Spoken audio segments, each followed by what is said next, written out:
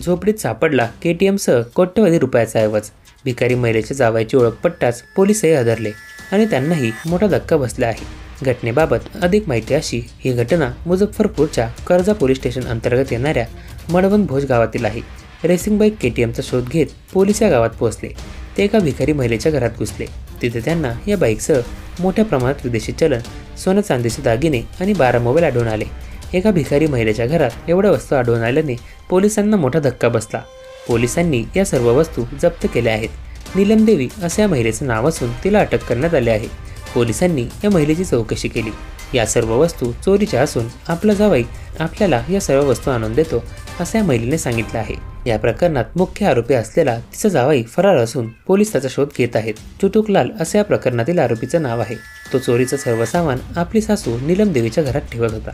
पोलिसांनी या महिलेच्या घरातून एक KTM बाईकसह अर्धा किलो सोन्या चांदीचे दागिने, विदेशी चलन आणि 12 मोबाईल जप्त केलेत। या घटनेबाबत माहिती देताना ग्रामीणचे SP विद्यासागर यांनी सांगितलं की या महिलेविरोधात गुन्हा दाखल करण्यात आला असून तिची रवानगी जेलमध्ये करण्यात आली आहे। तिचा जावई चुटुकलाल हा फरार असून त्याचा शोध सुरू आहे। त्याचा आणखी काही गुन्ह्यात सहभाग आहे का याचा शोध घेतला जात आहे।